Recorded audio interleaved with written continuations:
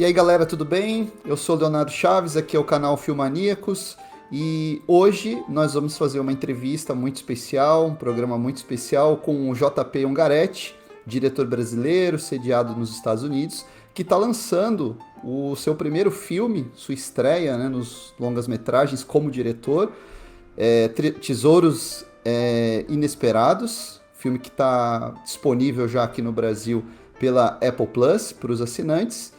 E claro, antes de bater o papo aqui com ele, eu vou pedir para todos vocês se inscreverem aqui no canal, acionarem ali as notificações no sininho e, claro, comentarem aqui na nossa caixa de comentários a respeito de cinema, o que vocês acharam, se vocês assistiram o filme, o que vocês acharam da entrevista. E claro, eu vou pedir também para vocês compartilharem o nosso conteúdo. E vou já dar as boas-vindas aqui para o nosso convidado. Valeu pelo seu tempo, JP. Muito agradecido aí que você tenha disponibilizado esse tempinho para conversar com a gente por aqui. Como é que estão as coisas por aí? Tudo bem? Tudo ótimo, Leonardo. Muito obrigado pelo seu tempo também. Obrigado por me receber. As coisas estão muito bem aqui. Meu nome é John Paul, JP. Aqui eu moro aqui na Califórnia, no deserto da Califórnia, em Joshua Tree. E aqui as coisas estão ótimas. Está começando a esfriar um pouquinho. E tão maravilha. O dia tá bonito. A gente estava conversando antes sobre os cenários do seu filme, né? Um filme que se passa justamente no deserto, né? É um filme, me parece, quase integralmente filmado na região. E eu queria saber, assim, o que te motivou a filmar no deserto, se o roteiro já foi pensado no primeiro momento para ser filmado no deserto, ou você foi adaptando depois? Como é que foi, assim, o start? Como que foi o impulso que te levou a escrever esse roteiro, que é o roteiro original seu, e da Cristina, né? Também Cristina Heller, né? São dois roteiristas que assinam. Então, conta aí pra gente um pouquinho, o que você se inspirou, como é que foi o início desse projeto? O, o, o Tesouros Inesperados, o deserto faz parte do filme, é parte do roteiro, é um personagem, né? É considerado como personagem.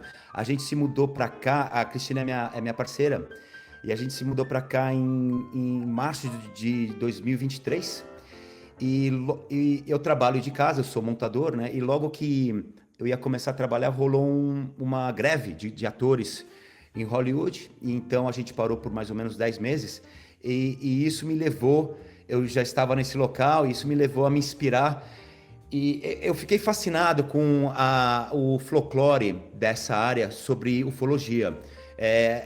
Giant Rock, que é 10 minutos daqui, inclusive que está no filme, foi onde começou as primeiras convenções de UFO no mundo, né? Começou nos anos 40, 47, 50, 60, foi até 70, né?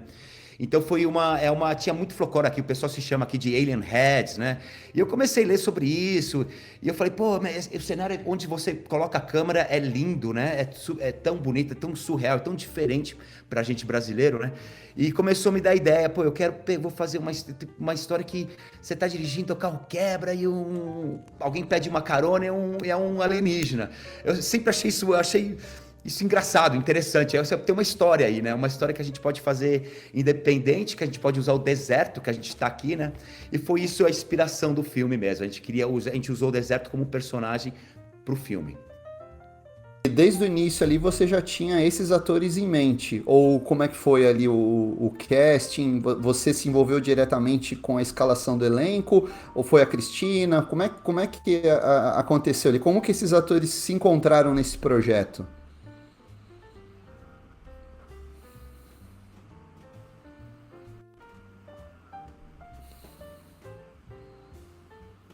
Os jeitos de cada personagem. E ela fez uma seleção lá, a gente recebeu umas 2.000 atores para cada personagem, e ela fez uma seleção bem rigorosa, depois ela me mostrou os melhores 20, a gente foi um por um, e quando a gente assistia era meio que eu e ela, não é, esse é a Hartley, esse é o Sam, e a Hartley foi a primeira que apareceu porque a Olivia Blue, ela fez a Hartley bem diferente do que as outras atrizes tinham feito. Eu acho que todas as atrizes foram uma tendência de fazer o personagem bem sério. Porque a história dela é séria, mas a Olivia, ela fez mais quirky, né? Mais engraçado, diferente. Ela tomou uma chance que a gente achou e falou assim: olha, é isso, porque é um personagem tão pesado que você tem um certo humor pro personagem, vai ajudar muito. Então a gente, logo que a gente viu ela, a gente falou: não, a Olivia é a Hartley, né? E quando a gente apareceu o Michael Manning, que é o Sam, a gente ficou entre ele e um outro cara. Daí a gente mandou pra Olivia, e Olivia, o que você acha desse ou desse, né? Daí a Olivia falou: não, é o Mike. Então a gente deu muita sorte com o Mike Manning, né? Porque o Mike Manning é um ator muito, ele é ótimo ator, né? Ganhou 2 vezes o Grammy, Daytime Grammy aqui nos Estados Unidos, e ele também é muito bonito, cara, né? Um cara muito galã, né? Então foi perfeito para ser um personagem, um alienígena, e ele sempre quis ser um alienígena, então foi assim perfeito. E quando a gente se encontrou, a química entre os dois foram assim, logo de cara, eles já lendo as linhas, já você fala: nossa, eles são perfeitos. E a gente deu muita sorte com os atores, pra falar a verdade, pro filme dar certo. Foi aquela coisa do... Quando a greve acabou, tava todo mundo louco para começar a trabalhar, né? Então, geralmente umas produções de Hollywood demoravam alguns meses para recomeçarem, não começou logo direto. Então esses atores estavam loucos. Então a gente conseguiu pegar eles logo, todo mundo com vontade de trabalhar. Vamos fazer esse filme independente, vamos. E foi assim que a gente deu sorte de pegar atores de tanta alta qualidade, né, para esse filme. E foi quanto tempo no deserto vocês ficaram filmando? Ficou o principal foram mais ou menos 12 dias de filmagem. E depois eu morando aqui, eu tive a oportunidade de fazer exteriores com carros, eu fiz todos o time-lapse do filme, da lua, das estrelas. Então eu tive bastante tempo depois, já na parte de edição, de montagem, já para fazer essas cenas com o carro. Eu fiquei com os carros aqui, que foi de um produtor nosso, então eu podia pegar os carros e fazia as cenas. Eu levava para o Giant Rock, fazia o carro passando, bastante, mas de filmagem com os atores foram somente 12 dias. 12 dias, acho que é um tempo considerado bem rápido, né, JP, para fazer. Foi uma loucura e a gente aprendeu bastante. Foi longo dias, né? Mais ou menos 10 páginas por dia, eram dias de 12 horas, 14 horas, e a gente deu sorte que a equipe e os atores eram muito profissionais, mas foi duro. É uma coisa que a gente aprendeu para realmente não fazer isso de novo. Filmar em 12 dias realmente é muito 12 rápido. páginas por dia me parece bem acima da média, né? 12 páginas por dia. Foi bem puxado, viu? Assim, os atores eram tão bons que eles sabiam todas as linhas, né? Então eles mandaram muito bem, né? A gente não tinha, mas foi puxado para a equipe de câmera e a gente tinha que se mover muito rápido.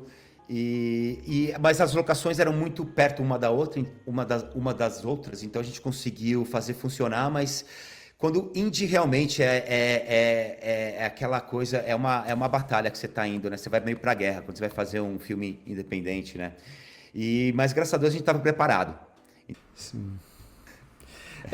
E dá pra ver que eu vi o filme, né? Claro, não vou dar spoiler pra ninguém aqui. Aliás, o pessoal vai conferir lá na Apple Plus, né, gente? Pessoal, vale a pena conferir o filme. Quem curte ficção científica, aventura e, sobretudo, o cinema independente, né? Ainda mais aí um filme conduzido por um diretor brasileiro, a gente tem que prestigiar. Mas eu achei assim que você usa são várias câmeras, né? Não dá a impressão de ser um filme feito com câmera na mão, né? Porque você tem umas externas assim que você dá umas panorâmicas. Me parece que você usou também uma grande angular em alguns pontos, né? Que dá aquela proximidade do deserto, né? Você sente aquele deserto durante o dia, aquela coisa escaldante, né? Aquele lugar quente, e à noite aquele lugar sereno, bonito, né? Me parece que você conseguiu imprimir essa atmosfera, né? Mesmo sendo um filme independente, né? A gente teve sorte, de novo, saindo da greve, a gente conseguiu pegar nossa equipe, eram equipes que, geralmente quando você vê um filme independente, são de pessoas profissionais mais novos, né, na indústria, mas pra gente a gente tinha uma equipe muito velha, já de 15, 20 anos de carreira, que estavam voltando pro trabalho também. Então o meu câmera, o Chris Dooley, ele era muito experiente filmando à noite. e ele trouxe a equipe dele, e a gente tinha nosso set diretor, então a gente foi gente que estava tudo esperando o trabalho recomeçar, que falou, não, eu vou fazer esse filme para você, John, vamos aí, vamos aí, vamos aí. Então, foi legal porque a gente tinha uma equipe que já estava muito experiente e queria fazer um filme independente. Então, a gente filmou com 2 câmeras, com a FX3 da Sony, com Prime Lenses, e a gente deu para brincar e trabalhando bem rápido, a gente conseguiu atingir o que a gente queria que o deserto, né, você sentisse o deserto, né, fazesse parte do filme, né, que você, quando eles estão caminhando, você fala, pô, tá calor lá, né, meu, tá frio aqui, né, aquela coisa. Não, com certeza. E conseguiram colocar um fusquinha ali no filme, né? Tem um Fusca ali, né? Sabe que o nosso produtor, o Phil, ele é um cara que mora na região e ele coleciona carro. E ele tem 40 acres aqui de terreno. A gente, pô, podemos filmar aí no teu terreno? E ele liberou. E eu fui lá, né? A gente estava conversando. É um amigo agora, é um produtor do filme, o Phil Kuhn. Hoje é aniversário dele, estava nos 70 anos. E ele tá ficando amigo, ficou amigo pessoal. E ele tinha esse Beetle, ele tinha picape azul também. E ele ajudou muito no filme. E a gente filmou tudo em locações, quase todos os filmes filmando na locação, no terreno dele. E o Fusquinha, quando eu vi o Fusquinha, falei, não, tem que estar no filme, vai ser o carro da Hartley, vai ser o carro da atriz principal. E o carrinho, ele deu problema no filme, ele encaiu. A gente chamou, teve que mandar ele pra ajustar, mas deu tudo certo no final. Combina bem com a personagem, com o estilo da Hartley, né? Aquele fusquinha ali, né? Eu achei que combinou bem com a protagonista. Cara, foi legal porque ela não sabia dirigir carro mecânico, né? Então a gente teve que ensinar um pouquinho ela, né? Ela mexer, passar as marchas, né? Que ela não sabia. Mas ela gostou e foi uma coisa que meio que pegou a vibe do filme, de ser azul, né? E o filme, o Fusquinha ficava bem bonito contra o deserto. E também acabou virando meio que um personagem, né? Ela com o Fusquinha, né? Que era da avó dela. Então foi uma coisa que o Fusquinha entrou perfeito no filme. E é uma coisa que eu gosto. A gente brasileiro gosta muito de Fusquinha, né? A gente gosta muito de Fusca, né? Sim. E esse Fusca era um Fusca de 66. 66, tá 66. feito Lindo. ali, pô, bem Exatamente, carro de colecionador mesmo, né? Ainda falando ali sobre o elenco, você conseguiu ali alguns atores que eles também eles trazem um humor pro filme. Eu achei curiosa aquela sequência no bar, né? Que eles falam que é uma casa de boliche, mas parece um bar, né? E aí tem um pessoal ali, umas figuras muito legais que você colocou, né? Uns character actors ali que deram um tom bem interessante pro filme, né? Então, você sabe que o cara que estava entregando o café, ele é local, ele é um cara local, o Eri. E ele é um cara muito gente fina, que a gente conheceu ele no bar, e ele ele é o jeito que ele se veste, né? Aquele chapéu, tudo. E todo mundo no bar lá era o pessoal, são amigos que vivem na cidade. Então, uma curiosidade dessa cidade, que chama Pioneer Town, é uma cidade que foi feita para cinema, nos anos 40, onde eles faziam o Velho West. Então é uma cidade fictícia que acabou virando uma cidade real. Então esse bowling, né, esse boliche fica na rua principal, que era um cenário, né? E o boliche está lá desde 46, tem 80 anos que o boliche existe, com 79 anos. Então foi uma coisa que a gente conhecia a dona, e a dona deixou a gente filmar lá, e a gente adicionou todos os amigos locais que a gente conhecia, foi lá, ajudou, né? Então o pessoal tava com a roupa que eles se usam do dia a dia, né? Aquelas moças lá usando chapéu e bota, e o Eric com o chapéu também, e aquele carinha de gorrinho no final, o cara também é daqui, meu, o cara é tudo local, tá ligado? Esse cara... É muito engraçado. E você deu uma fala pra ele no filme, né? Demos,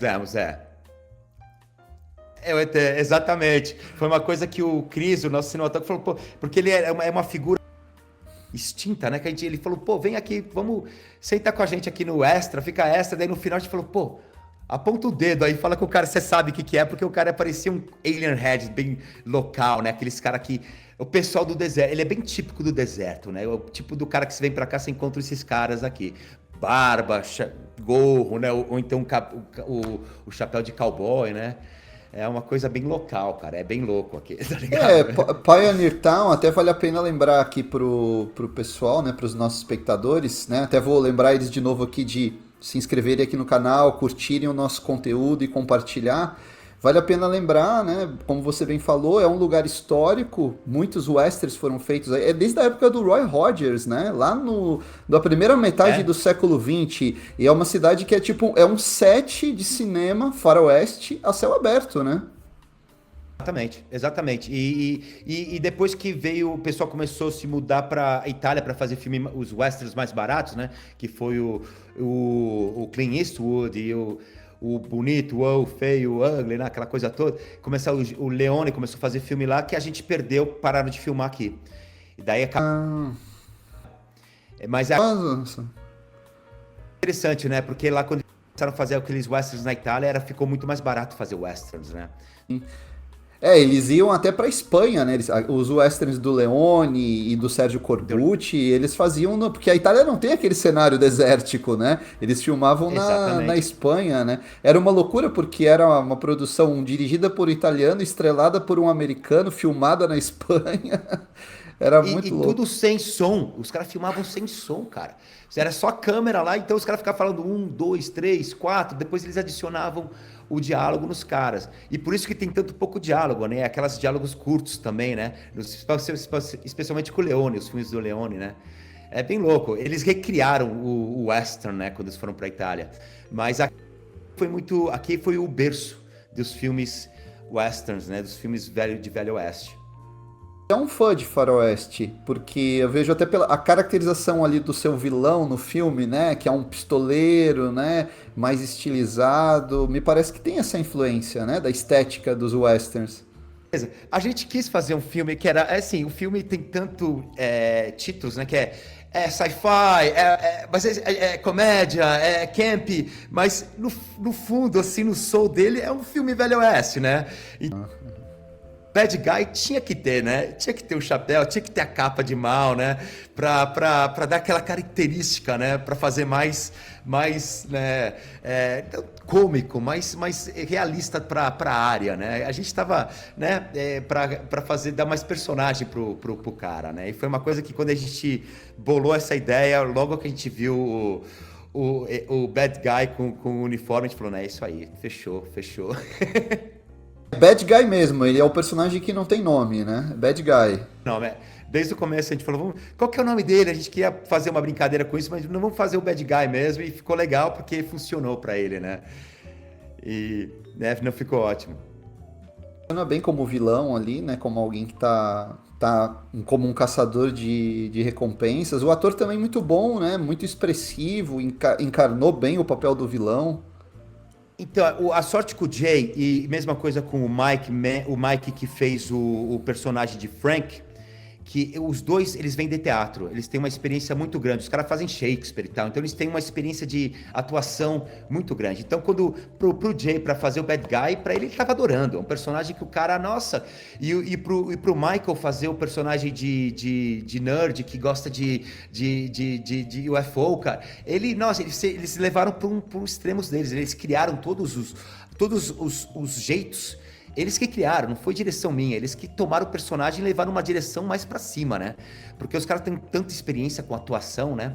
E os caras 7, 10 meses sentados, sem trabalhar, os caras não viam a hora de trabalhar. É aquela coisa, você quer vir pro deserto aqui, passar 2 semanas e fazer um indie? Pô, vamos aí, né? Se empolgaram, né? Uma coisa que eu queria perguntar pra você, eu queria conversar com você sobre a trilha, né? Porque o filme é pontuado por várias canções, boas canções, né, que nos servem até para apresentar ali os personagens. Como é que foi ali a escolha das músicas? Foi você participou diretamente? Como que se deu o processo?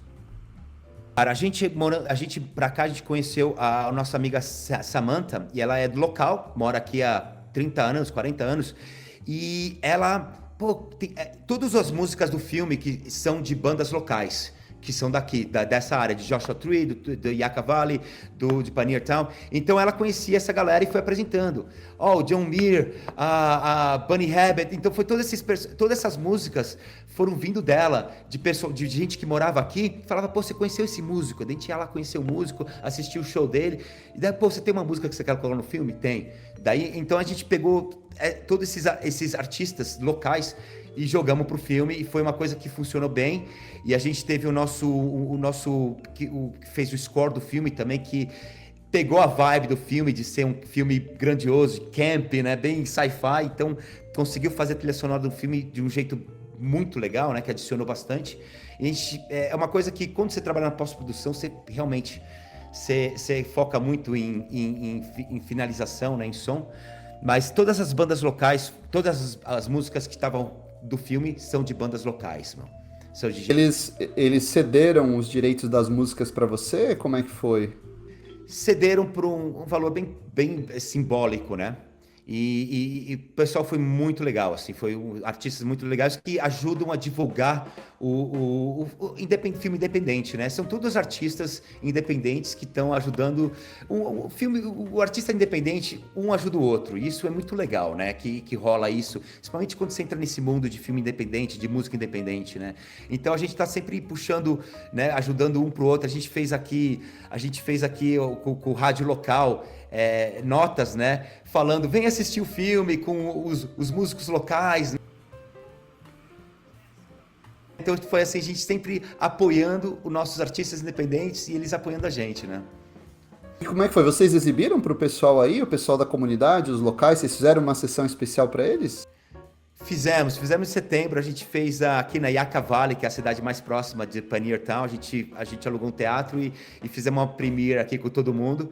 E todos os locais vieram, foi um sucesso e foi muito legal, porque todos os músicos, artistas, nessa área tem muito, o pessoal que fez o tech lá, foi um artista que trabalha com metal, que ele criou, inclusive o personagem Rex, o Max é o Rex, que é um cara que realmente constrói Adobe, ele tem uma fábrica de tijolo de Adobe, que ele ensina a gente a fazer na faculdade aqui, e ele é um personagem. A gente copiou a vida dele e colocamos no filme, e é um ator local, que a experiência dele é com edição de revista em San Diego, veio para cá, se aposentou, faz Adobe Bricks, né, tijolo de Adobe, e a gente falou, Rex, né, o nome dele é Rex, a cachorrinha dele é Pauli, falou, pô, a gente tem um personagem para você aí, quer ser o Max? Ele falou, fechou. E a gente não sabia se ele conseguiria atuar ou não.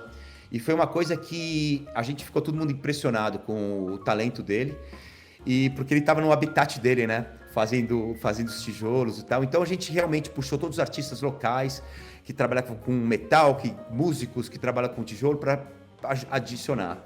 E porque fazia também o som, a gente tinha um pessoal do crew member local também. Às vezes eu esqueço umas palavras em português aí, então foi mal. Tem que falar inglês.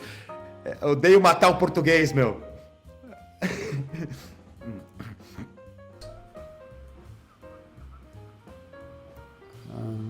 Sim. E em 2007 eu me mudei para Los Angeles, eu fiz minha carreira lá e fiquei lá por 15 anos, e faz os últimos 3 anos que eu estou entre Pioneer Town e Los Angeles. Eu ainda moro lá, eu ainda trabalho lá, mas eu passo mais tempo aqui. Então já estou 26 anos de América. Bastante tempo, já é um veterano aí, né, da indústria, né? Exatamente, já tá passou da metade da minha vida aqui, né? Mas é uma coisa que quando você sai do país, você se considera mais brasileiro do que você estando no país, às vezes, porque eu sempre tento procurar o que é novo no Brasil, música nova, atores novos, diretores novos. Eu tô sempre correndo atrás de coisa brasileira, de conteúdo brasileiro, porque eu fico fascinado, que eu tô longe, eu me sinto que eu tô longe, né? Se bem que eu não tô tão longe mais, né? Mas eu me sinto que quero ver o que está acontecendo no Brasil. E esse ano foi um ótimo ano para o cinema brasileiro, né? Conquistamos um Oscar inédito. Como é que foi aí? Como é que você sentiu aí a repercussão da premiação do Ainda Estou Aqui? Cara, assim, o Walter Salles, ele já é, na minha opinião, assim, ele já é consagrado, né? Esse pessoal, todo mundo já conhece ele. Fernanda Torres, todo mundo ama ela aqui já, né? E é uma coisa que você vê, assim, finalmente, esses atores, esses diretores ganhando a atenção que eles precisam, né? E é uma coisa que, pra mim, o que eu queria fazer, trazer o filme pro Brasil, porque eu tenho visto nos últimos 15 anos que os cineastas brasileiros e os artistas brasileiros são bons, tão bons e tão profissionais quanto o pessoal daqui. O que precisa é chance, e é mais produção rolando, produções grandes rolando para eles poderem ter mais chance de se destacar, né? E eu acho que isso é uma coisa que já está tanto tempo que agora você vê, né, produções brasileiras ganhando as atenções internacionais. Porque realmente o nível de artistas e atores brasileiros e pessoal de equipe mesmo, né, profissionais de efeitos especiais e de cor e de som, foi tudo mixagem, foi tudo no Brasil, né? E é uma coisa que os atores, os artistas são um nível muito alto, na minha opinião. E por isso que eu queria dar atenção para isso e puxar isso e fazer esse filme brasileiro, né? E o que o pessoal achou aí? De repente chega um cineasta para filmar no deserto, em Joshua Tree, e vão ver, nossa, o cara é brasileiro? Não, não estranharam, não? Não perguntaram, pô, mas você é brasileiro? Tá? O que você tá fazendo aqui? Então, pra mim, cara, eu tô aqui há tanto tempo, né? E eu trabalho na indústria já há tanto tempo que o pessoal vê, tem um sotaque, mas né, o pessoal, pô, legal, mas o cara sabe trabalhar, é gente fina. Porque eu acho que o americano não tá preocupado de onde você é, que cor você tem, ou que. O pessoal quer que você trabalhe profissionalmente, que você. O pessoal quer se inspirar, né?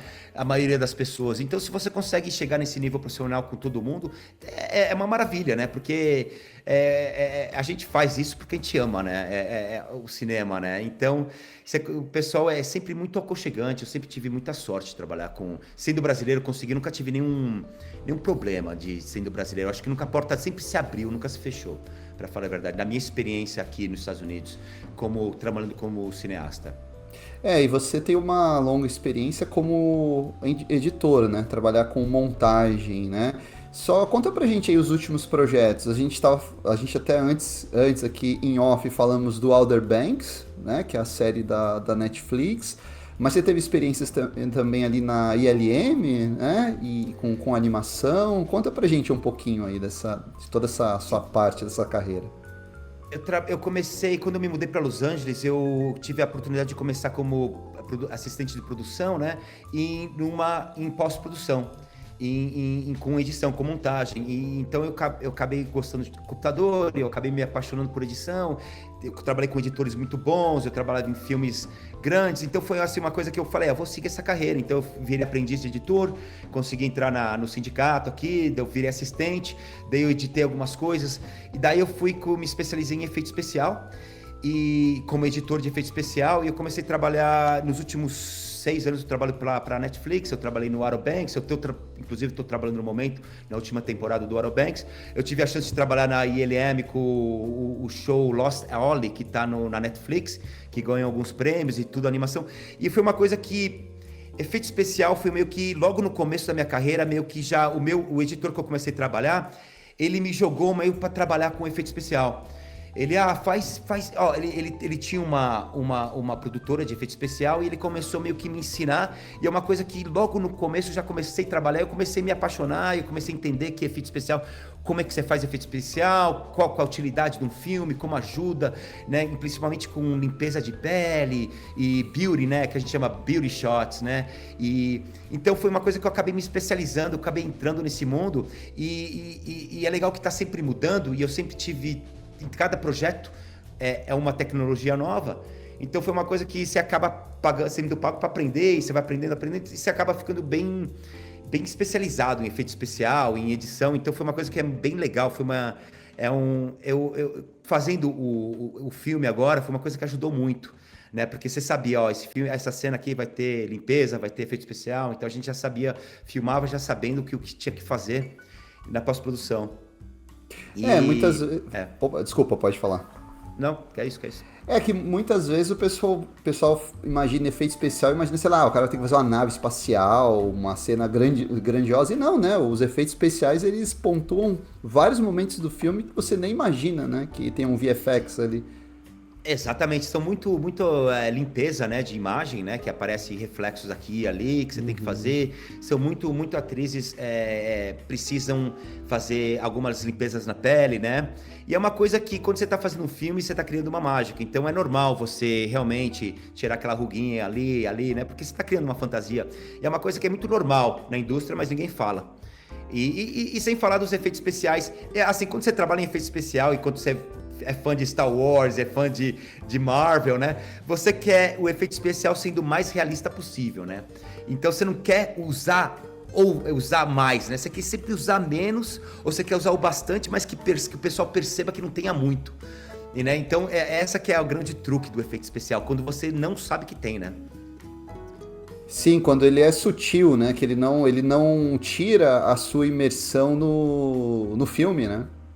No filme, exatamente, porque o olho humano consegue identificar quando uma coisa é falsa. Quando você está vendo uma imagem e vê que uma coisa é errada, você já consegue se identificar, então você já sai do filme, né? Você já sai da experiência que você está tendo no momento.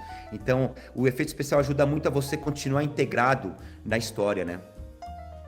E você como montador, né, também trabalhando com efeitos especiais, e aí fez o roteiro do filme, dirigiu, te ajudou bastante, né? Acredito eu, você ter uma noção de várias fases, né, da produção, né, de várias etapas ali, né, nesse seu primeiro projeto como diretor.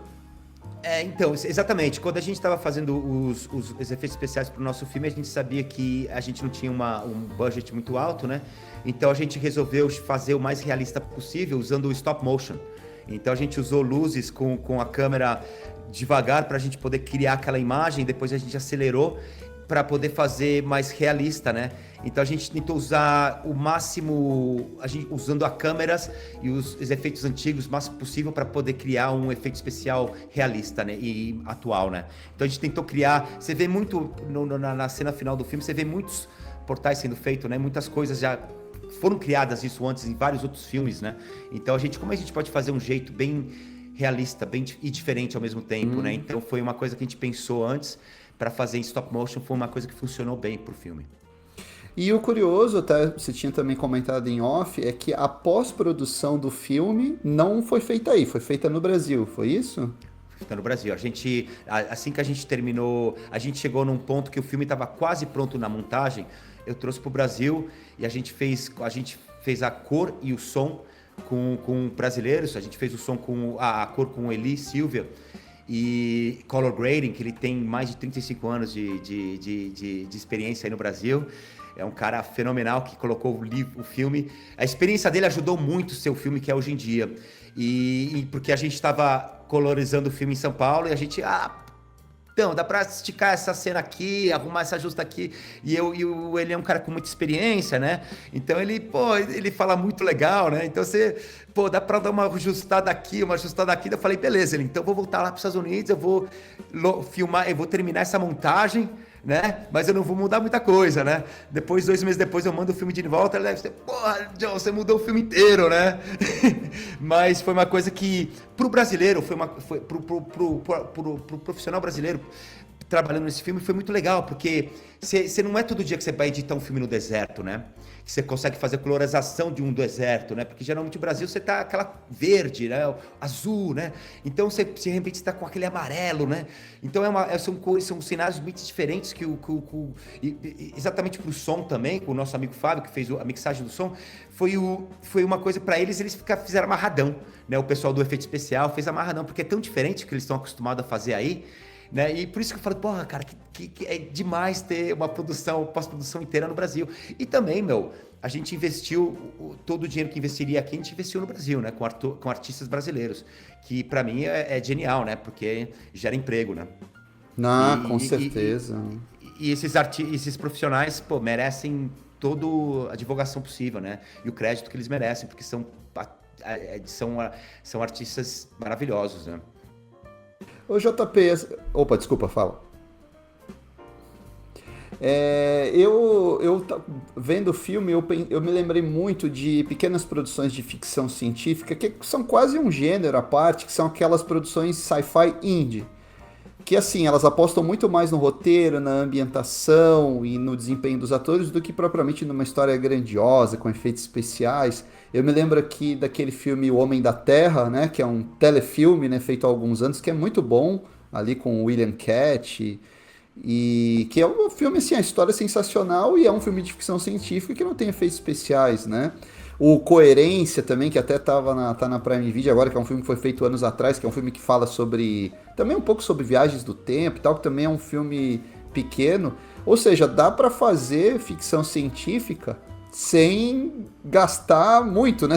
Nem toda ficção científica precisa ser Duna ou Star Wars, né? Você tem praticamente um gênero à parte aí de sci-fi independente, né? Ah, 100%, cara, 100%, porque você tem muita história que sci-fi que conseguem manter, contém, porque no final das contas é mais a história, né? É mais a relação dos atores, da aventura que eles estão correndo, da lição que a gente está aprendendo, da jornada que eles estão tendo, do que o sci-fi em si, né? Porque eu acho que tem muitas ideias novas agora sendo lançadas, né, em espiritualismo, né, em ufologia, que eu acho que, cara, pode ser contadas, cara, por filme independente, pode ser contadas por televisão, não precisa 100 milhões de dólares, cara, não precisa de Hollywood mais para fazer esses filmes, é só ser meio criativo e trabalhar com pessoas profissionais boas, que entendem a história, que sabem a mensagem e saber em que lugar você tá entrando no teu filme, né, e o que você quer fazer, porque a gente sabia que, cara, não é um filme sério, é um filme de entretenimento, né? É um filme artístico, a gente vai curtir e vai assistir, né? Então a gente sabia que a gente estava fazendo isso, né? Então a gente não quis ser o que a gente não poderia ser, né? A gente não queria... Então quando você tem essa realidade, você pode criar em cima disso, né? Então eu acho que isso que é o fundamental de fazer filme sci-fi independente. Eu acho que é bem legal, cara. Eu acho que tem que fazer mais, tem que fazer mais. Eu acredito muito em filme espiritualista, assim, né? Fazer filme de fantasma, fazer filme... Porque tem um mercado para isso. Agora o pessoal tá preparado para ver filmes assim, né? E não precisa de efeitos especiais gigantescos para fazer isso, para criar essa realidade, cara. É mais criar aquele universo que você quer usar uma locação como personagem, né? Você investe nessas coisas, eu acho que o filme cresce, né? Investir muito em trilha sonora, né? É uma coisa que enriquece muito o filme. A trilha aqui realmente, ela é uma trilha que não deve nada aí a outras produções com maior orçamento. Ela é uma trilha que pontua bem o clima do filme, a trajetória dos personagens. Eu achei bem bacana, realmente, a trilha. E você tem, assim, claro, vou ter que te perguntar, né? Quais são os diretores aí que te inspiram hoje? Se você, quando vai fazer um filme, você pensa, pô, essa cena aqui, como que o fulano filmaria? Você teve esse pensamento, assim, as influências, porque, claro, é um impacto grande na sua carreira, apesar de você ser um profissional veterano, é o primeiro filme que você está dirigindo, que tem a sua assinatura lá, né? Então, o que veio aí à tona, né, de inspiração? Então, a gente ama, né, falar dos diretores premiados aí, né? A gente adora o Scorsese, o Tarantino, o Paul Thomas Anderson, é uma referência, o Coen Brothers, né?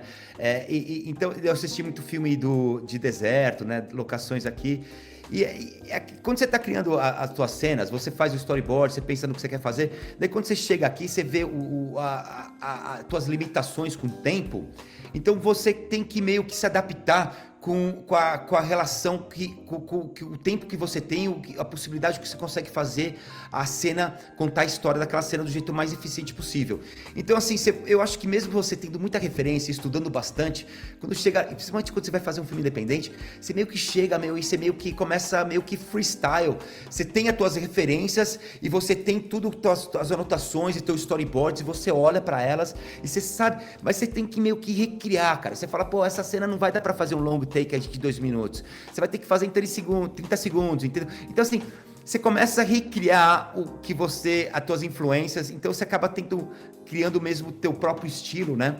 De uma certa maneira, porque, cara, filme independente, é fácil a gente querer fazer um filme igual o Tarantino ou o Scorsese, mas os caras têm um budget, os caras podem filmar uma cena de 3 minutos, os caras filmam em uma semana. Então, assim, quando você vai filmar uma cena de 10 minutos em um dia, não é o mesmo approach, né? Não é a mesma direção que se você faz, né? Então eu tentei meio que assistir muitos filmes e eu amo esses diretores. Eu gosto muito do Dazed and Confused, esqueci o nome do diretor agora, Linklater. Do Richard Linklater, eu gosto muito dele, porque é um cara que ele fez o Slackers, né, que é bem independente, que ele estava filmando ele mesmo, depois ele fez o Dazed and Confused. Então eu acho um diretor muito bom, ele sabe, ele pega o personagem de um jeito muito interessante, né?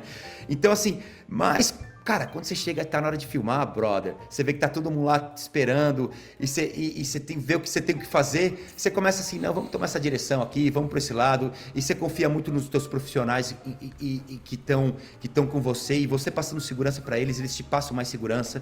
Então você meio que começa a criar teus próprias cenas, você tenta contar a história de um jeito que você pode, da maneira do tempo que você tem, né?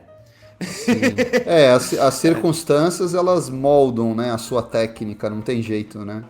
Bastante, cara. Eu acho que você chegar num nível de produções igual do Senna aí, que você tem um tempo, né, limitless, né? E o Walter Salles, e, né? Você pega esses caras, pô, vamos pensar. Os caras sentam no set e pensam como é que a gente. A gente não tinha isso, cara. A gente não tinha isso. A gente tinha uma ideia de como a gente vai fazer as cenas, com storyboards, mais mostrar, conversava antes bastante, mas as circunstâncias, né? O frio à noite foi uma coisa que fez a equipe muito ficar mais difícil a filmagem. Então, quando você adiciona o frio, né, horas longas à noite, e o frio, aquele 2 graus, né, aquele 0 graus, né, então o pessoal começa a ficar desgastado muito mais rápido. Então, você tem que adaptar, porque no final das contas, você não quer ter uma equipe triste, né, ou cansada, Claro. né, você quer... Então, a gente pensou muito nisso, a gente fez muito... A gente teve que tomar várias direções que comprometeu muito a visão, a primeira visão do filme, para a gente poder fazer a equipe funcionar de um jeito mais energético, né? Porque a gente queria manter a energia do set mais alta possível, né? Somente quando você Claro. faz um indie, né? Até porque essa energia, ela vai acabar, de uma forma ou de outra, transparecendo na tela, né? Exatamente, é uma coisa que você pode, quando você assiste esse filme, você sente isso, porque a gente não teve problema, drama nenhum, né? Todo mundo trabalhou muito feliz, todo mundo mas todo mundo trabalhou muito bem, muito feliz, porque é exatamente isso. A gente focou muito na nossa equipe e nossos atores. A gente sentiu o que eles precisavam. Então como diretor, eu não tentei falar, eu tenho que ter essa cena que tem que rolar assim e tem que funcionar desse jeito. Eu sempre fui, pô, vamos fazer isso, vamos fazer o similar, o mais próximo disso, mas vamos fazer o nosso. E a gente criava. E isso acho que a gente conseguiu fazer o tempo ir mais rápido, funcionar, todo mundo trabalhou mais rápido, mais num nível energético bem alto, e isso transfere no filme, que é um filme que é para ter uma energia bem positiva, bem amorosa, né? E assim, os lançamentos, vamos falar um pouquinho sobre o circuito, né, que ele percorreu aí. Eu vi que você foi na San Diego Comic Con, acho que foi sua primeira vez lá, né, exibiu o filme. Por onde mais ele andou passando? Festivais? A gente sabe que os Estados Unidos tem muito festival de nicho, né, de terror, de sci-fi. Como é que foi, assim, essa distribuição do filme? Então, o premiar no Comic Con San Diego internacionalmente, fazer o premiere lá foi demais, porque a gente tem acesso a... Todo mundo lá é super fã de ufologia, de sci-fi, então a gente teve um teatro que todo mundo foi muito legal, muito receptivo, e é um lugar tão cheio, cara. Não sei se você foi para San Diego, mas é uma coisa... Foi minha primeira vez lá, e são 70 mil pessoas, cara, num lugar só, né? É uma coisa que é muito louca, e tem eventos rolando toda hora. Então, ter o filme estreando lá foi muito legal. Logo depois a gente fez uma estreia local aqui na cidade de Yucca Valley, que tem um teatro, e a gente convidou todos os nossos... todo mundo que participou do filme, e o pessoal local, os artistas locais e os vizinhos, né? Todo mundo que ajudou a gente a fazer esse filme. E recentemente a gente participou do filme do Ohio Film Festival, que é um festival bem independente aqui numa cidade pequena aqui da Califórnia, que foi também muito legal. É engraçado que essas cidades pequenas são tudo conhecidas por ufologia, né? Apareceu um ET aqui, tem luz ali, então todo mundo adora esse assunto, né? Então quando você tem um filme assim, o pessoal adorou, o pessoal recebeu a gente muito bem, e é bem focado também em filmes independentes. E é uma comunidade muito grande de filmes independentes, cara. É engraçado, né? Porque a gente pensa que o Sundance ou South by Southwest são filmes independentes, mas são festivais de grandes escalas, né? Não são festivais independentes, né? Então, pra gente fazer parte ter a chance e o privilégio de entrar nesses festivais, foi muito legal. Ah, com certeza. E uma outra coisa, Né? a gente não queria esperar para outros festivais também, porque a gente não queria ficar sentado com o filme por 6 meses, um ano, que tem muito filme por aí, independente, que fica esperando os festivais certos e ficam fazendo lobbyismo. A gente queria, vamos colocar em festival, deu certo, e vamos lançar pro pessoal assistir nos streamers, né? A gente não queria esperar tanto, a gente não queria que virasse o ano. né, para tentar festivais novos do primeiro semestre, né? A gente falou, ó, passou o primeiro semestre, estamos no inverno, vamos lançar agora, e porque daí o pessoal pode assistir em casa e pode curtir, porque o filme foi feito para isso mesmo, né? A tendência foi esse filme para você assistir sexta-noite, sábado à tarde, com a tua família, com o teu filho, né, com teus amigos e comendo popcorn, né, e dando aquela risada, e é isso que a gente programou para isso, né? Esse foi o filme que foi projetado para isso. JP, agora para a gente ir encerrando aqui, a gente vai caminhando aqui para o final da entrevista. Claro, eu quero te agradecer o seu tempo novamente, participar aqui do nosso canal e te perguntar aí, mais algum projeto? O que que você pensa agora? Você tem o roteiro na cabeça? Você vai engatar aí mais um projeto como diretor ou vai dar um tempo? O que que você está pensando aí? Então, cara, a gente está trabalhando num projeto novo já, né? Aquela coisa, quando você quer estar sempre trabalhando num filme, né? É muito gostoso, é uma experiência muito boa. Foi uma experiência muito positiva para mim como profissional. Então, estamos trabalhando num próximo filme que é sobre bruxas modernas. E a gente quer entrar num subjeto de espiritualismo bem interessante, bem diferente. A gente quer criar que... A gente quer sair dessa ideia de que bruxa é né, com chapéu grande, que voa uma vassoura, né?